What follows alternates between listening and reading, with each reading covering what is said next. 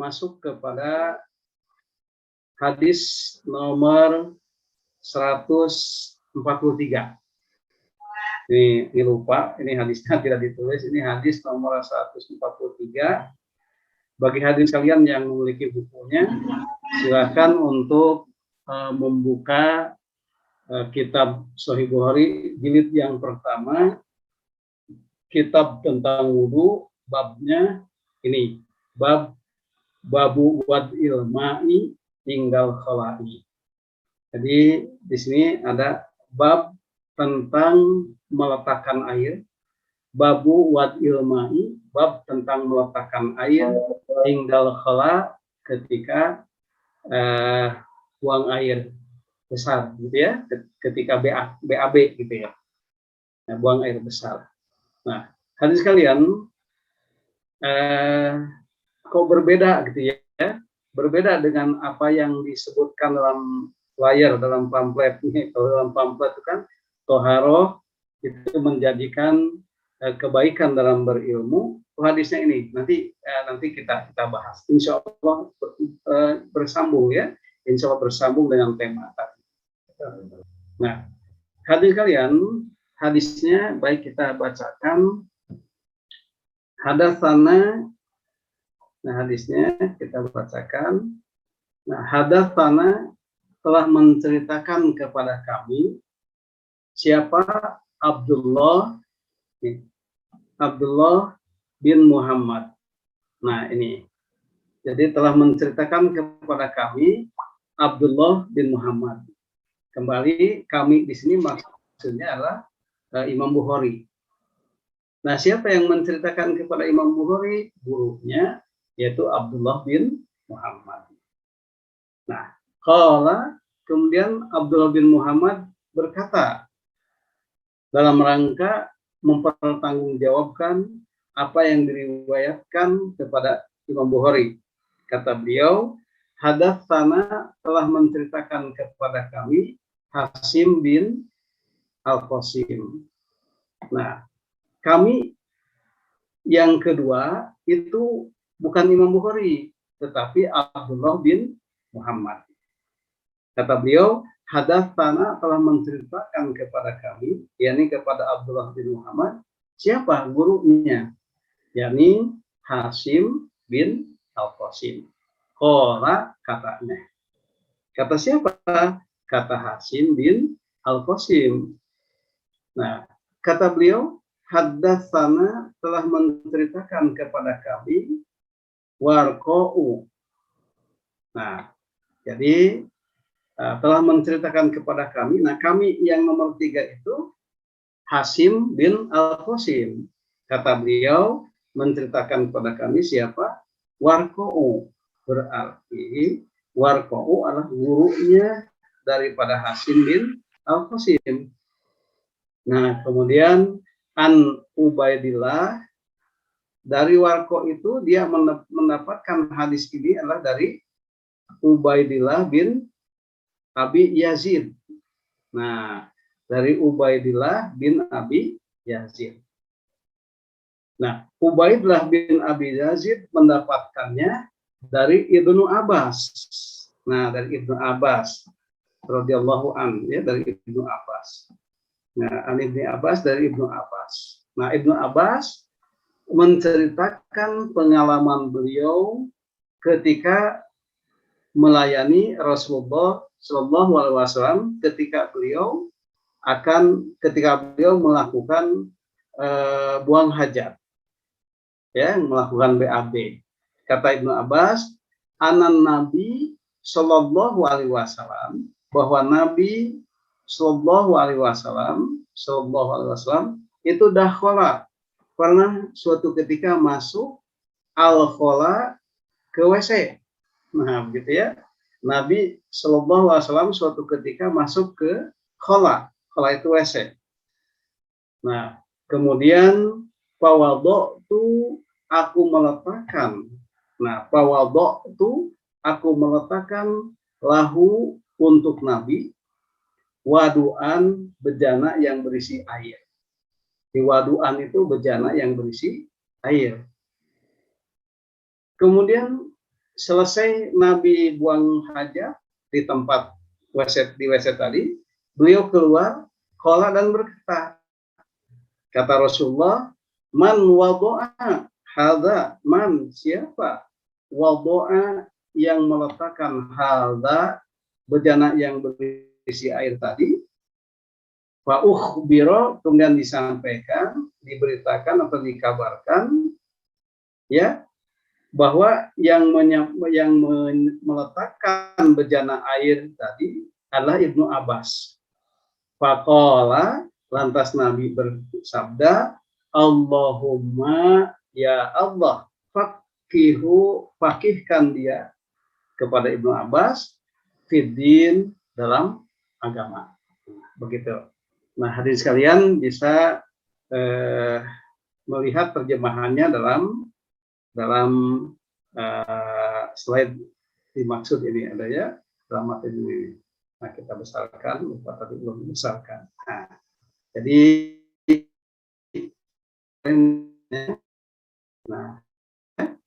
ini.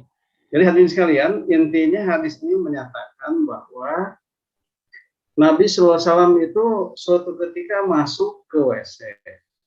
Nah, melihat Rasulullah masuk ke WC untuk BAB, karena Ibnu Abbas inisiatif untuk membawa wadu ya. Wadu itu bejana yang berisi air untuk wudu. Nah, jadi kalau dibaca wadu itu artinya bukan wudu. Kalau wadu itu adalah air dalam ember yang diperuntukkan untuk wudu. Begitu, itu namanya wadu. Nah, begitu. Nah, itulah hadirin sekalian, ya. Nah, kemudian Nabi keluar dari WC tadi dan bertanya, siapa yang menyimpan air ini? Nah, kemudian dikabarkan bahwa yang menyediakan air itu adalah Ibnu Abbas radhiyallahu anhu. Ya. Nah, kemudian Nabi mendoakannya, Allahumma faqihu fiddin. Ya Allah, berikanlah kefahaman Ibnu Abbas fiddin, dalam agama. Nah, ini. Hadis kalian itu terjemahannya, kita lihat penjelasan hadisnya. Ya. Nah, namun supaya tidak lupa ya, karena hadis kalian kita kemarin karena terselang oleh libur, terselang oleh kebetulan hari raya itu jatuh pada hari Kamis. Kemudian kita libur, minggu depannya juga kondisinya masih belum memungkinkan, sehingga kita libur dua pekan. Oleh karena itu, pada kesempatan ini tidak ada salahnya kalau kita mengulang bahasan sebelumnya, sebelum kita sampai kepada bahasan hadis ini. Hadirin rahimakumullah, adik-adik mahasiswa yang Bapak cintai, kemudian ibu bapak dosen, karyawan, baik di UPI ataupun di tempat lain, demikian juga sahabat kerabat yang Allah muliakan. Nah, untuk supaya bahasan kita nyambung, kita coba mengulang dulu bahasan yang kemarin. Nah, ringkasannya seperti tertera dalam slide. Nah, jadi hadirin sekalian, kita kemarin membahas tentang menyempurnakan wudu. Jadi yang dimaksud menyempurnakan wudu itu adalah membasuh semua anggota wudu yang wajib. Begitu.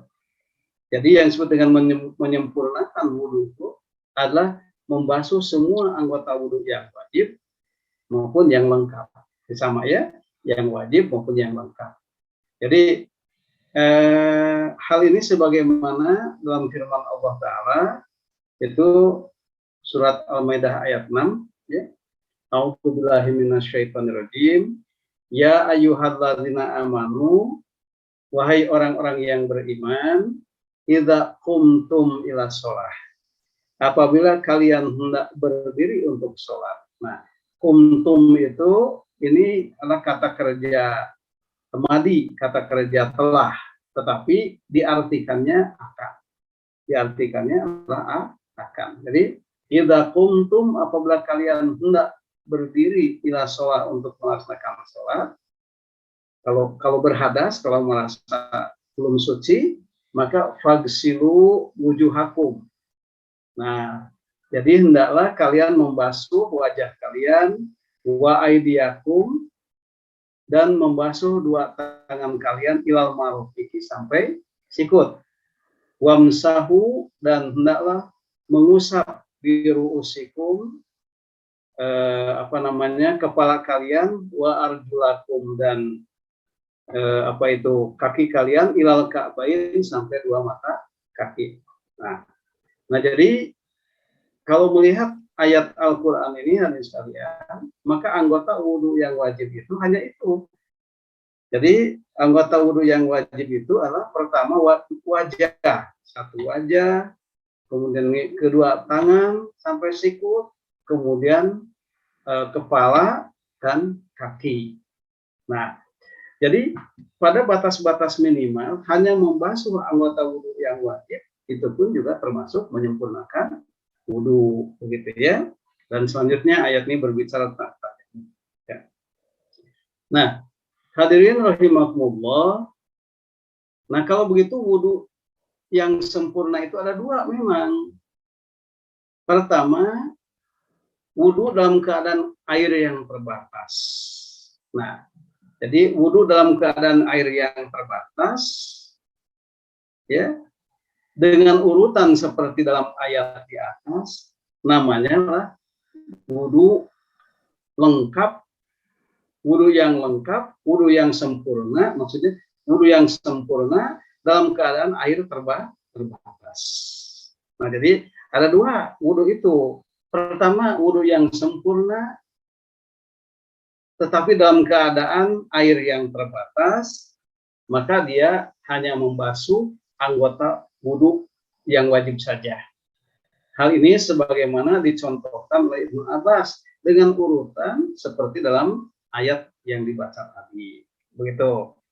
Jadi Ibnu Abbas mencontohkan kepada kita bagaimana Rasulullah itu melakukan wudhu yang sempurna, tetapi dalam keadaan air yang terbatas. Nah, Ibnu Abbas pernah melihat Rasulullah berwudhu hanya wudhu yang terbatas, karena airnya terbatas, hanya tergantung di suatu tempat. Rasulullah mengambil, kemudian berwudhu dengan urutan seperti yang disebutkan dalam Al-Quran tadi. Nah, ada wudhu yang sempurna, tetapi yang lengkap. Wudhu yang sempurna dengan wudhu yang lengkap. Hal ini sebagaimana dicontohkan oleh Utsman bin Affan. Wudhu yang sempurna dengan wudhu yang lengkap ini, hadirin sekalian, dilakukan pada saat apa? Pada saat air cukup. Nah, ini kita ingat hadis yang kemarin kita bahas ya. Jadi Rasulullah itu ketika dari Muzdalifah ya pergi gitu. Nah, dari Muzdalifah, kemudian ketika beliau sampai ke suatu lembah, beliau kebelet mau BAK, buang air kecil. Nah, kemudian beliau buang air kecil, tentu saja dengan jongkok, ya, jongkok. Kemudian dia berwudu dengan wudu terbatas, karena airnya sedikit, karena air yang dipeganglah air untuk minum kan. Nah, wudu yang terbatas. Nah, ketika beliau sampai ke tempat tujuan, nah beliau wudu lagi dengan wudu yang lengkap. Kenapa? Karena persediaan airnya memadai. Nah, begitu. Nah, wudu yang lengkap itu dicontohkan oleh Utsman bin Affan. Nah, itulah yang sering kita lakukan ya di masjid-masjid di kita. Nah, jadi mulai dari dari tangan ini, tangannya kita selak-selak begitu ya, di selak-selak begitu. Nah, begitu dari tangan kemudian berkumur-kumur ya. Terus seperti urutan yang sering kita lakukan, itu adalah wudhu yang dicontohkan oleh Utsman bin Affan. gitu. Nah, jadi hadirin sekalian, wudhu yang sempurna itu bisa dengan wudhu dalam keadaan air terbatas, dan wudhu yang sempurna itu dilakukan dengan wudhu dalam keadaan air yang memadai. Itu beda. Yang satu itu hanya membasuh anggota wajibnya saja, anggota wudhu yang wajibnya, sementara ketika air memadai, maka kita membasuh secara lengkap, bukan secara sempurna, secara lengkap, karena dua-dua juga adalah sempurna. Ya. Nah, hadirin sekalian, coba kita lihat nomor 2. Ya. Nah, dalam hadis tadi dikatakan wadu. Nah, ada 2 ya. Jadi jangan semula kalau kita belum tahu ini kok salah tulis apa ya, ini kok ada wadu. Nah, ada wadu. Nah, ada wadu, ada wudu. Apa bedanya? Kalau wadu itu artinya, hadirin sekalian, itu adalah bejana yang berisi dengan air dengan tujuan untuk dipakai berwudu. Itu namanya wadu.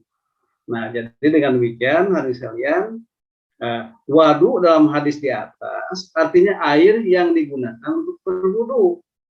Nah, jadi Ibnu Abbas saat itu menenteng satu ember air sebagai wadu.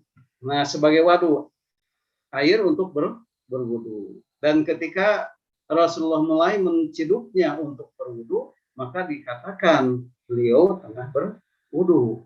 Nah, begitu kan? Nah, jadi kalau kita melihat teks hadis ini, kok ada wadu ya? Apa salah baca nggak? Enggak. Wadu di sini berbeda dengan wudu. Kalau wadu itu air yang disediakan untuk berwudu, prosesnya adalah namanya berwudu. Nah, begitu. Nah, hadirin sekalian, dalam hadis di atas Rasulullah Shallallahu Alaihi Wasallam berdoa untuk Ibnu Abbas yang menyediakan air untuk berwudu tadi dengan doa apa? Doanya Allahumma faqihu fiddin. Nah, ini yang jadi masalah hadirin sekalian.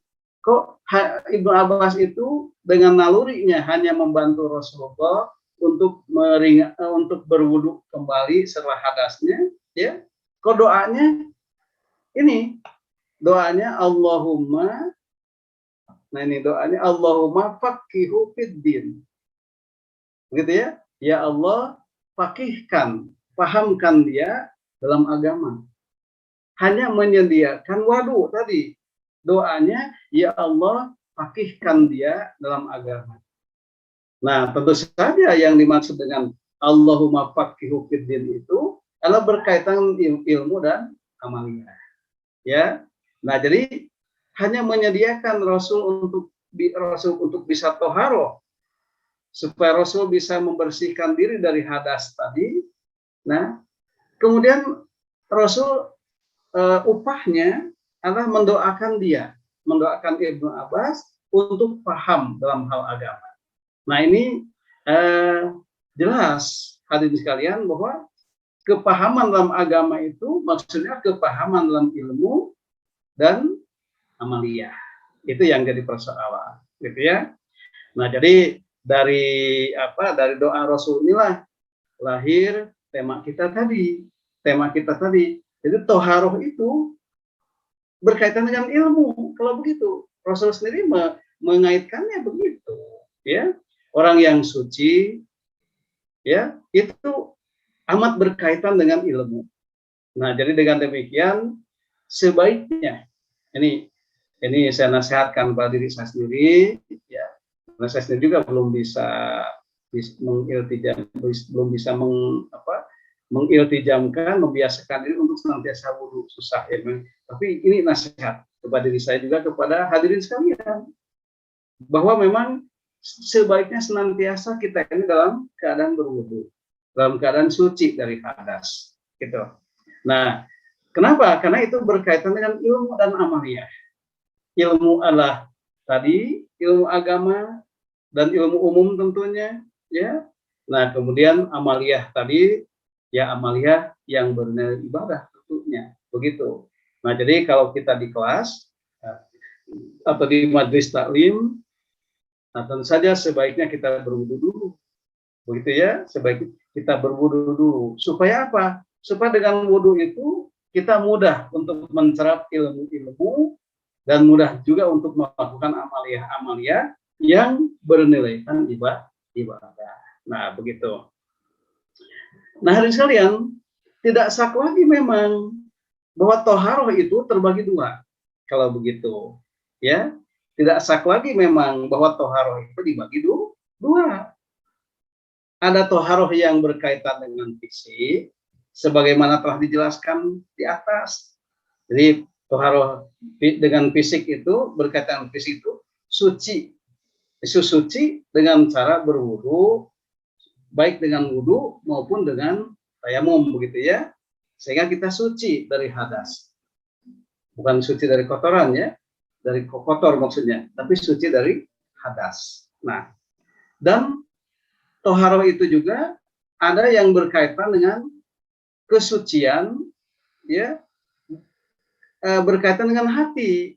Nah ini, jadi ada toharoh itu berkaitan dengan fisik, seperti telah dijelaskan di muka, dan ada toharoh yang berkaitan dengan kesucian hati. Dan ketika kita bercerita tentang toharoh yang berkaitan dengan hati, inilah yang terkait dengan ilmu dan amal yang soleh. Nah, gitu ya. Jadi ketika kita bercerita tentang toharoh yang berkaitan dengan hati, kesucian hati, ini yang sebenarnya berkaitan dengan masalah ilmu dan amal soleh. Seperti yang dilisankan Nabi tadi. Ya, Ibnu Abbas itu beramal soleh, menyediakan waduk tadi, ya, menyediakan waduk tadi, melakukan amal soleh. Tapi balasannya Rasulullah membalasnya dengan doa agar Ibnu Abbas diberikan karunia ilmu yang tinggi dan amal soleh yang iltizam, yang kontinuitas ya, yang berkelanjutan. Nah begitu. Nah ini, jadi kita mengangkat tema tadi bukan dari judul yang disampaikan oleh Imam Bukhari, tapi dari konteks pembicaraan yang ada dalam hadis tadi. Begitu ya. Ya, dengan demikian toharoh itu betul-betul mampu menjembatani kita, memfasilitasi kita untuk bisa berilmu dengan baik. Begitu ya. Kan di sana Nabi mendoakan, begitu. Nah, mudah-mudahan doa Nabi ini, doa Nabi kepada Ibnu Abbas juga menjadi ibrah kepada kita. Karena seperti dalam kaidah tafsir dikatakan bahwa al-ibrah itu boleh jadi bikhususi sabab. Ibrah itu boleh jadi dengan khususnya sebab. Jadi sebab yang khusus dilakukan Ibnu Abbas, kita bisa mendapatkan ibrah, mengambil ibrah. Oh, ternyata dengan toharoh itu terutama toharoh yang berkaitan dengan hati, ya, itu memberikan kemudahan untuk kemudian berilmu dan sekaligus beramal soleh tadi. Nah, jadi dengan demikian hadirin sekalian, adik-adik yang akan kuliah, ya insya Allah mudah-mudahan Allah mengizinkan kita untuk open ke semester berikutnya, ya baik yang ada di UPI ataupun di tempat lain. Atau juga ibu bapak hadirin sekalian, ya yang ke majelis taklim, ya sebaiknya memang kita ini berwudu dulu, ya, supaya Allah permudah dengan wudu itu kesucian hati kita, yang dengannya kita mudah untuk mencerap ilmu-ilmu, khususnya ilmu agama tentunya, ya. Tetapi tentu saja dengan tidak mengecualikan ilmu umum, begitu ya. Nah, kemudian juga untuk melaksanakan amal yang soleh tadi. Nah, hadirin sekalian yang Allah muliakan, ya. Nah, adik-adik mahasiswa, ibu bapak dosen yang Allah muliakan, sahabat karib kerabat juga dimanapun Anda berada. Nah, terkait dengan masalah kesucian hati, berwudu dengan berwudu dengan tujuan mensucikan hati, karena wudu itu juga mensucikan hati, ya, dan pada akhirnya bisa bisa membukakan peluang buat kita untuk bisa mencerap ilmu-ilmu dan untuk memudahkan kita melakukan amal yang soleh tadi. Itu kalau kita lihat ada beberapa ayat yang mendukung kepada itu. Contoh umpamanya kita masuk pada surat At-Taubah ayat 22 tadi sekalian. Di sini Allah berfirman, ya, A'udzubillahi minasyaitonirrajim. Ya ayyuhalladzina amanu. Nah ini ya, wahai orang-orang yang beriman, innamal musyrikuna najasun. Nah, gitu ya. Di sini sesungguhnya orang-orang musyrik itu najis. Tidak suci. Najis itu kan lawannya tidak suci. Ya, karena orang-orang musyrik itu adalah najis, akidahnya bukan badannya gitu ya. Ini berkaitan dengan hati dan hati hadirin ya. Jadi orang-orang musyrik itu adalah najis. Najis apanya? Apa pada badannya ada najis? Ya, mungkin boleh jadi persoalan itu mungkin kita pun juga kalau tengah hadas ya ada najis kan. Tetapi orang musyrik itu najis, maksudnya najis akidah, karena mereka itu adalah najis akidahnya, ya, fala yaqrabu, maka tidak boleh mereka itu mendekati al-masjidil haram. Mereka tidak boleh, dekat saja tidak boleh, apalagi masuk, begitu ya, karena mereka itu najis akidahnya, ya, ba'da amihim setelah tahun ini, ya, ba'da amihim hadas setelah tahun ini. Wa in khiftum ailatan fasawfa yugnikumullahu min fadlih. Ya, seandainya kalian takut takut miskin, maka Allah akan memberikan kekayaan dari karunia-Nya. Insyaallah, insya'a seandainya Allah menghendaki. Kenapa? Karena innallaha alimun hakim. Allah itu maha alim, hakim, maha mengetahui juga maha bijaksana. Nah, gitu. Nah, ini jadi orang-orang musyrik itu dalam Al-Qur'an dikatakan najis. Apa pada tubuhnya banyak najis? Boleh jadi ada najis ya. Ya, ada kotoran, ada apa gitu ya. Tetapi kalau mereka sudah mandi ya, kan bersih tuh ya, walaupun bersih tidak sama dengan suci ya, itu tidak equivalent, tidak sama bersih dengan suci ya. Jadi kalau suci itu di dalamnya ada bersih, tetapi tidak semua yang bersih itu suci. Nah, begitu. Nah, orang-orang musyrik itu najis. Najis apanya? Najis akidahnya. Karena akidahnya najis ya, maka mereka tidak boleh masuk ke masjid. Dalam ayat ini adalah Masjidil Haram tadi, ya. Nah, begitu. Nah, hadirin sekalian, coba kita lihat surat Al-Maidah ayat 41.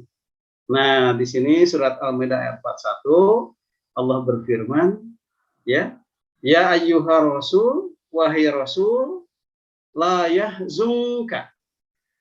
Tidak boleh menyebabkan engkau bersedih. Siapa yang tidak boleh menyebabkan engkau bersedih itu, wahai Rasul, adalah alladzina yusari'una fil kufri. Mereka yang berlomba-lomba, yang bersegera dalam kekufuran. Nah, kata Allah, wahai Rasul, wahai Muhammad, jangan menjadikan sedih orang-orang yang mereka itu berlomba-lomba dalam kekufuran. Siapa mereka itu? Orang-orang kafir tadi, yaitu minalladzina qalu, mereka yang mengatakan amanna, kami beriman, bi afwahihim, dengan lisan-lisan mereka, dengan mulut-mulut mereka, walam tu'min qulubuhum, tapi hatinya tidak iman. Nah, artinya lisannya beriman tetapi hatinya tidak. Nah, ini kan berkaitan dengan kesucian batin, gitu ya. Juga siapa yang tidak boleh menyebabkan kau bersedih Muhammad? Wa minalladzina hadu, demikian juga orang-orang Yahudi yang mereka itu sama'una lil kadhib, mereka mendengarkan kedustaan ya, sama'una liqaumin akharin, mereka yang mendengarkan kepada kaum yang lain.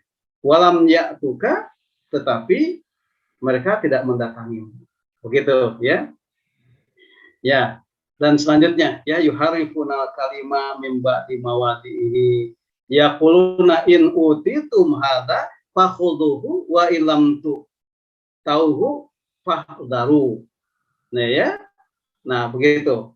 Wa may yuridillahu fitnatahu falan tamliku lahu minallahi syai'a. Ulaika alladziina lam yuridillahu an yutahhira qulubahum. Nah, itu persoalannya ya. Lahum fid dunya khizyun wa lahum fil akhirati adzabun alim.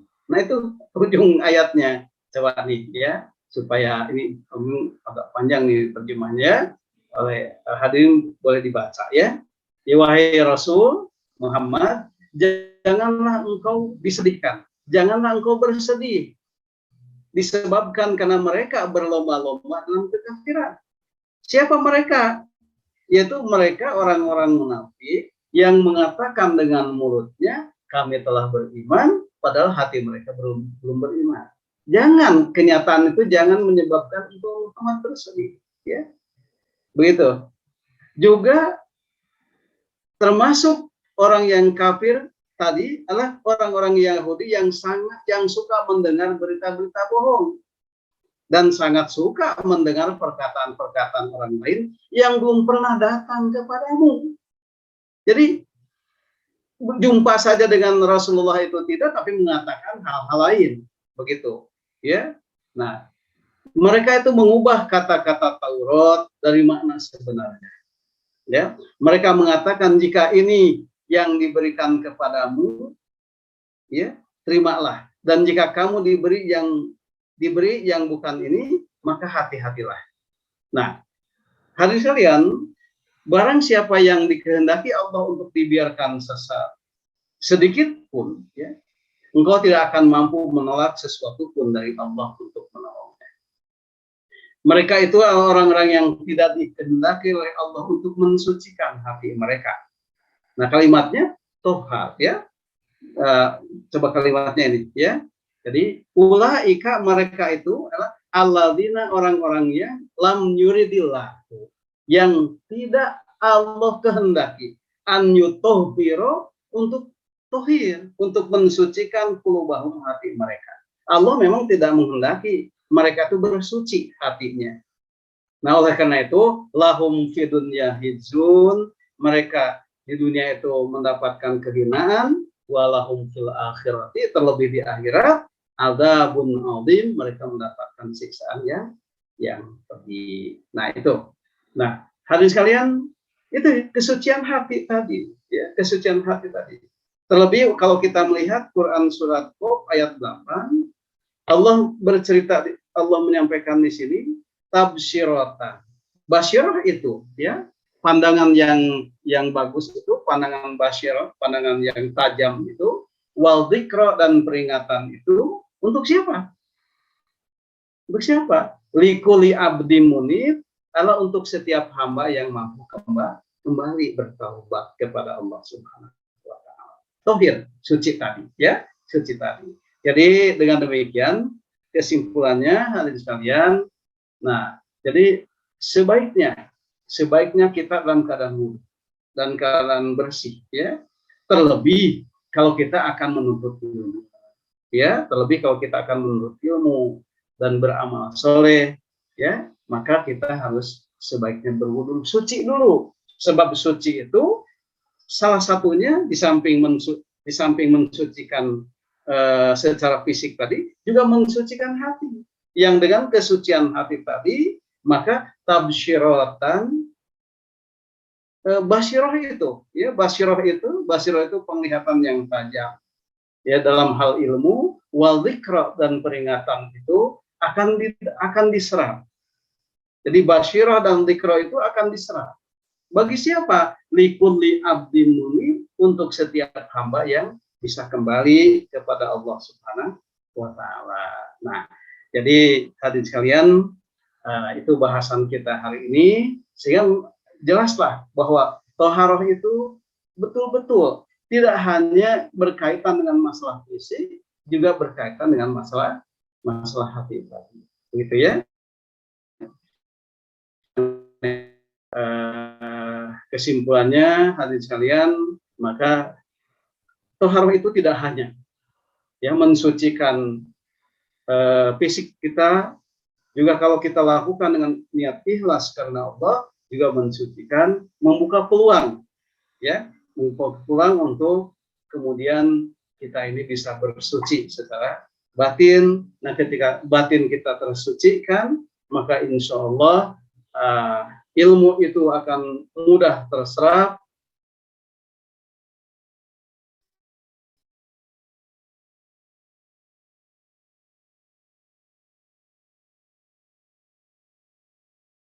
terlebih juga daya dorong untuk silakan pada moderator.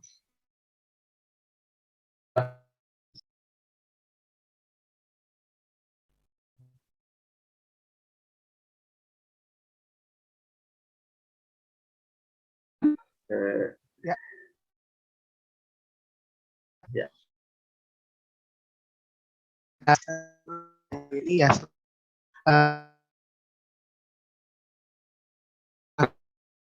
Kepada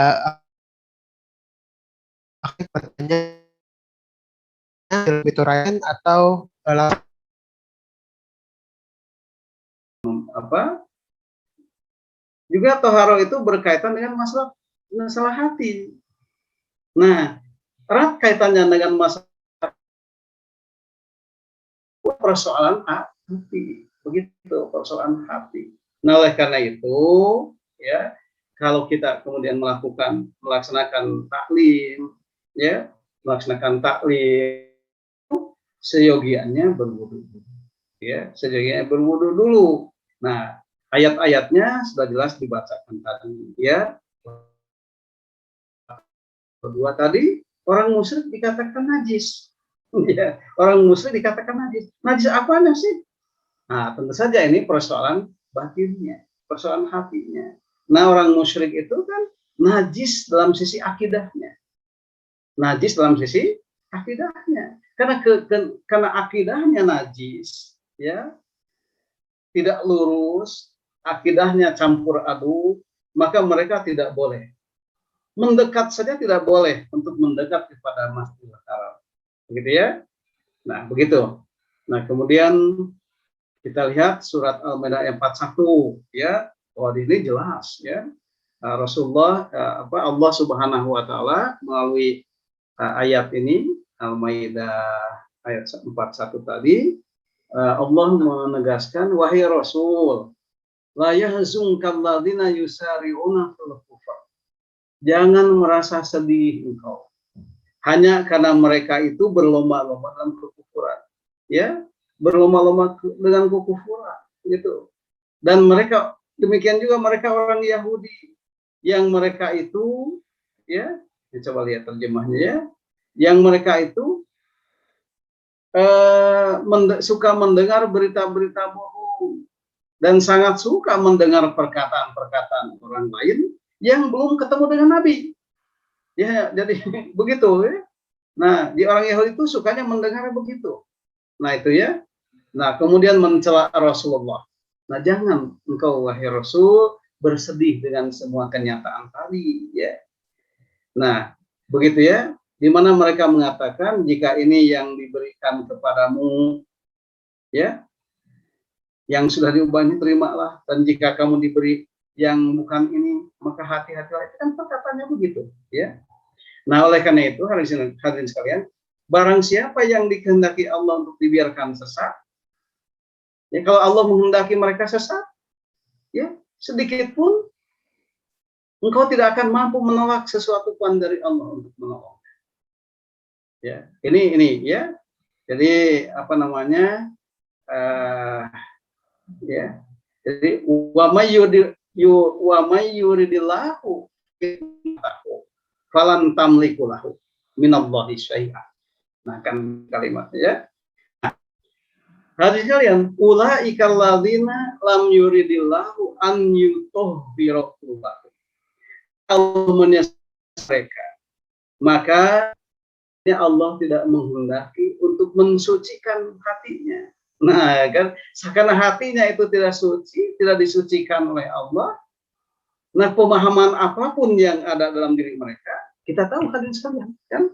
Orang-orang munafik di zaman Nabi, hari ini pun juga bisa kita saksikan ya, itu orang-orang munafik itu ada yang kalau soal ilmu Al-Quran, kalau soal pemahaman kepada Al-Quran, kalau soal hafalan kepada Al-Quran, orang-orang munafik juga ada yang lebih daripada orang-orang mukmin. Dia orang-orang munafik itu ada yang hafal Quran, ada yang paham dengan Quran. Hari ini pun juga sama begitu. Ya, hari ini pun sama juga begitu. Ada dosen-dosen kita di tempat lain tentunya ya, tempat-tempat lain yang mereka itu paham kepada Al-Quran, tetapi orang Kristen, ya, orang-orang nonis begitu, sama begitu, ya. Nah, kenapa begitu? Sebab dengan ilmunya Allah tidak berkehendak mensucikan hati mereka. Nah, jadi dengan demikian polanya hari sekalian, kalau kita ini polanya sucikan hati dulu, baru mencerap ilmu.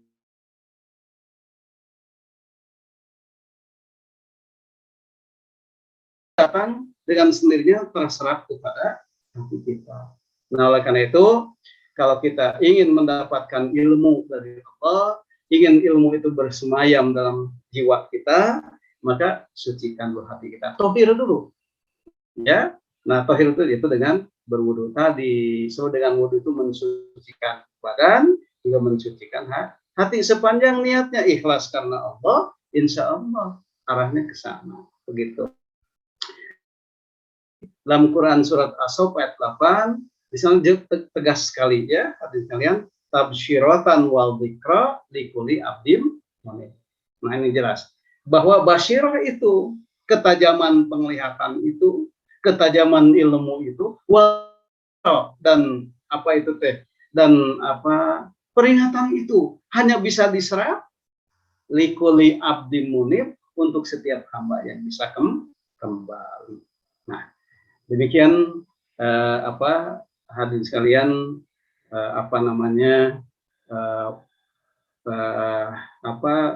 ditegaskan kembali ya, ditegaskan kembali, dan sekaligus tentu saja ini menjadi menjadi nasihat untuk semua kita ya, untuk saya sendiri, usikum wa iyyakumullah ya, di wa iyyakum ya, nasihat untuk kita semuanya. Kalau ingin berilmu itu, maka tumpuannya lah. Jadi bedanya teori kita orang mukmin dan mereka orang kafir dalam hal ilmu itu. Kalau orang kafir itu diabaikan hati dulu, dia mencari pengetahuan aja dulu, ya. Nah, dia nggak akan bisa masuk karena memang belum suci hatinya.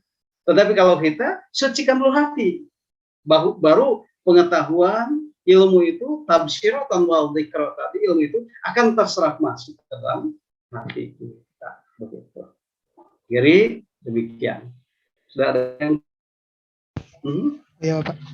Ya, terima kasih Pak. iya, ya kepada teman-teman, kepada Kang Tete atau Bu apa yang ingin bertanya, langsung di room chat. ya. Tidak ada. Kalau tidak ada, tidak apa-apa. Kalau misalnya nggak ada yang nanya, Gary boleh nanya nggak Pak? Boleh. Tadi suci akidah gitu,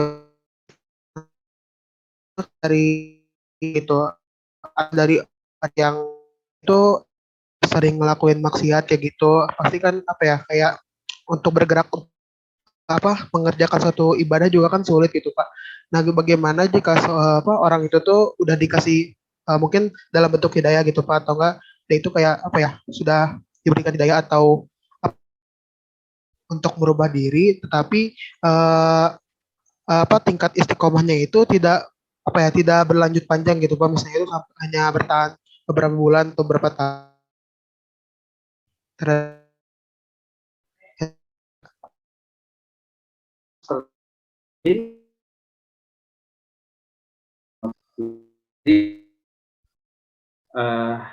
Keistiqomahan itu harus dikawal.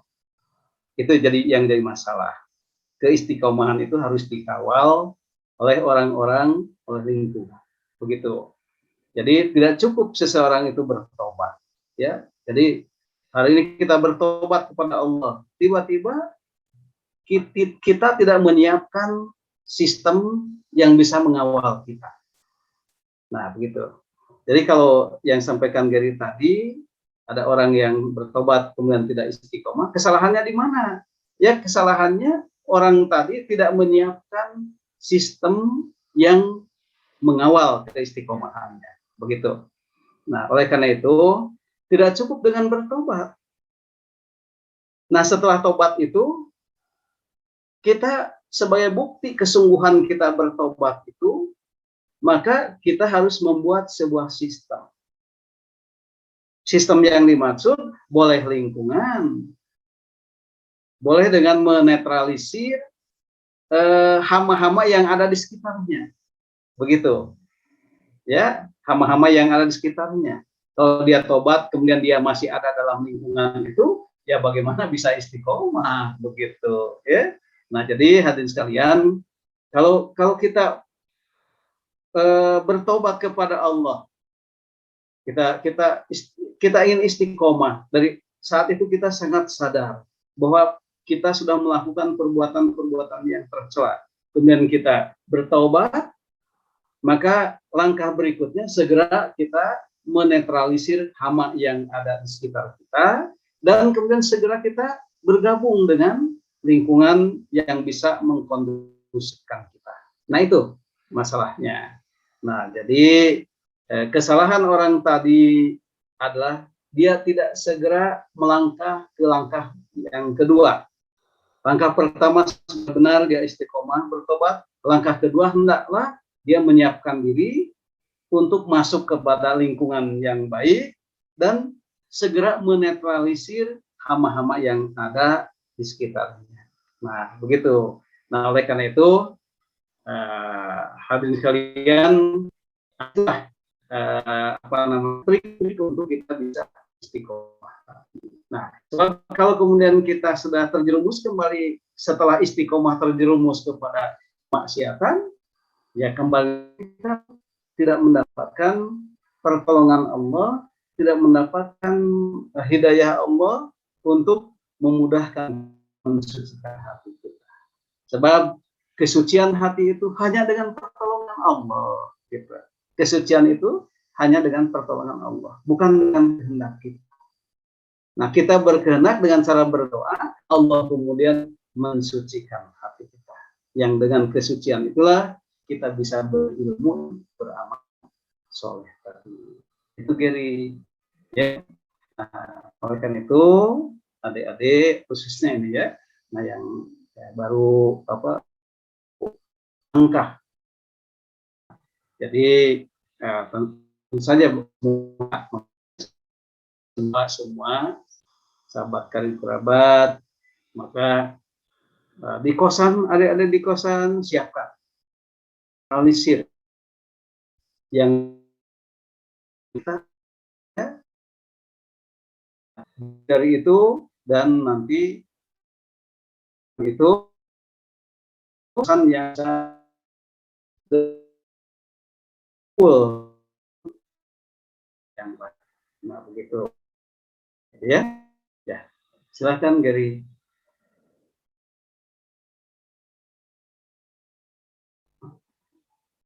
Ya, kan. Iya, Bapak. Terima kasih Bapak atas ya.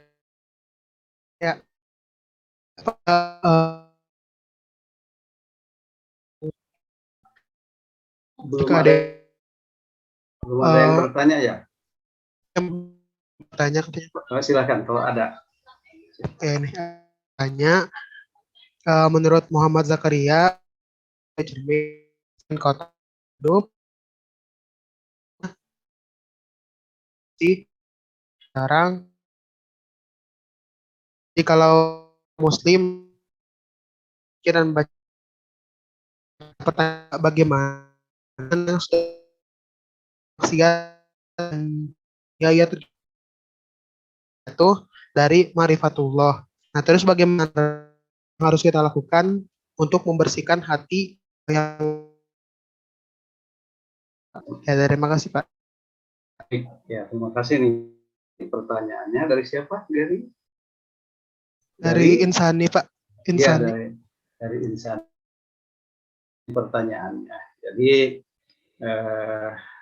jadi begini, ketika seorang mukmin itu berbuat maksiat, memang noda hitam itu akan melekat dalam hatinya.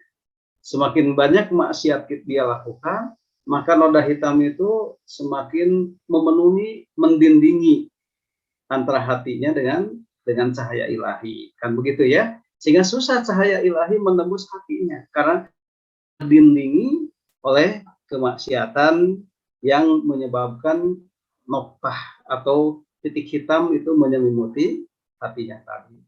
Nah, caranya harus dibuang itu. Titik hitam itu harus dibuang, harus dibersihkan. Dengan cara apa? Nah, bertobat tadi ya. Tapi tobat kan sulit. Kalau hati ini sudah ya, sulit. Kalau hati ini sudah terdindingi. Nah, jadi memang persoalannya inisiatif dari dalam itu yang pertama.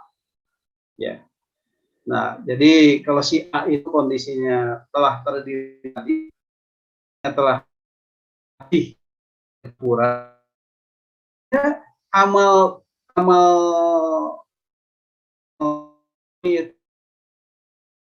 kenapa? Karena kan kurang.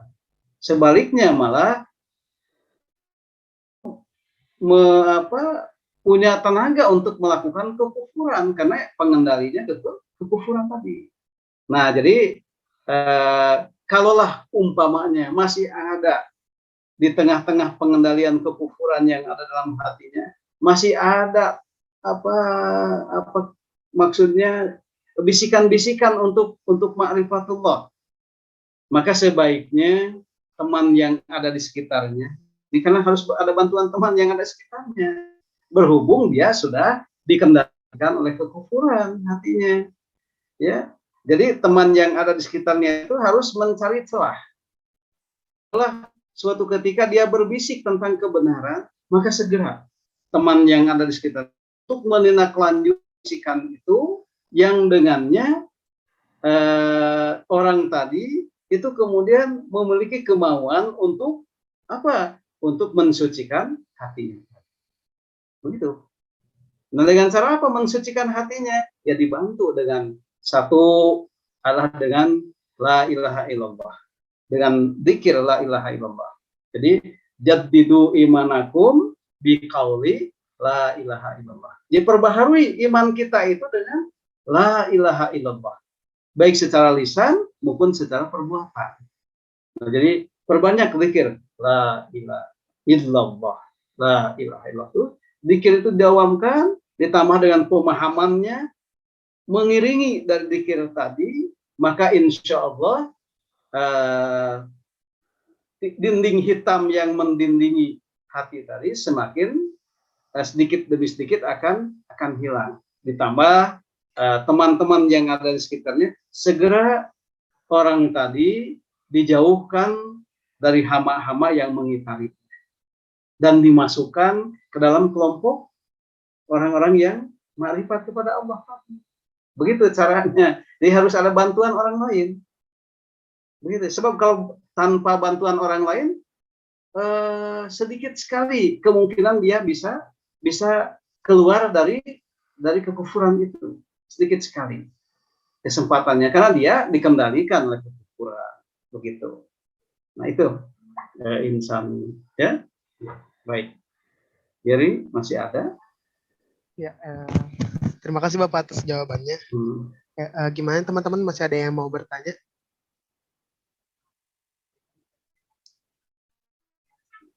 Ya. Karena waktunya ya. Tapi kalau ada boleh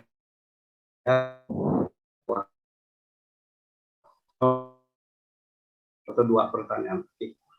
Nah, jadi siapa? Ya, jadi kesimpulannya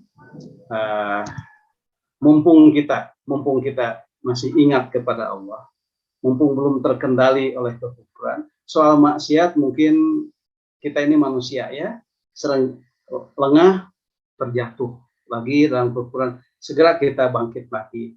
Nah, jadi di tengah-tengah sifat kemanusiaan kita ini, ciptakan lingkungan, ya, lingkungan yang baik yang mengitari kita, dan kita segera meninggalkan, menetralisir hama-hama yang ada di sekitar kita. Nah itu, sehingga kemudian istiqomah kita ini terjaga. Kalaulah suatu ketika kita lengah, kita terjerumus kepada kekufuran, misalnya kepada kemaksiatan, nah orang-orang yang ada di sekitar kita dan hama-hama yang itu kan sudah tiada, sehingga segera kita bisa diingatkan oleh orang-orang di sekitar kita tadi, begitu. Nah itu hadirin sekalian, semoga bermanfaat buat semua kita ini. Ya, silakan Gary untuk ditutup karena waktunya sudah habis kalau tidak ada pertanyaan.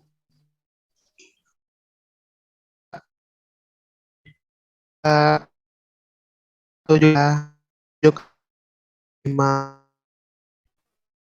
Alamin, untuk kajian kali ini sudah selesai. Semoga ilmu yang diberikan oleh Bapak Elan untuk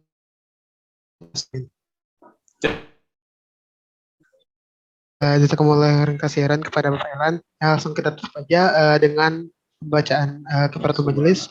Subhanakallahumma bihamdika asyhadu an la ilaha illa anta astaghfiruka wa atubu ilaik. Ya, sekali lagi terima kasih kepada Bapak, kepada teman-teman yang sudah menghadiri acara ini. Saya selaku MC atau moderator pamit undur diri. Wassalamualaikum warahmatullahi wabarakatuh. Waalaikumsalam warahmatullahi wabarakatuh.